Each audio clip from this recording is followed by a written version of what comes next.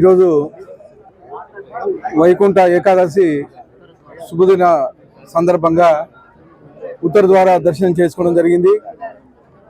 ఇక్కడ అనంతపురంలో చెన్నకేశవ స్వామి టెంపుల్ బాగా ఫేమస్. ఇక్కడ మా అధికారులు భద్రతా చర్యలు అయితేమి, అలాగే ఇక్కడ వచ్చిన భక్తులకు సౌకర్యాలు అయితేమే చాలా బాగా చేశారు.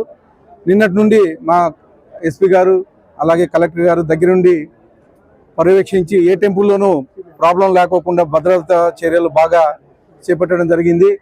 రాత్రి నుంచి దాదాపు 70,000 మందికి పైగా ఈ టెంపుల్లో దర్శనం చేసుకోవడం జరిగింది. ఇలాగే ఇంకా చాలా రష్ ఇంకా ఉంది.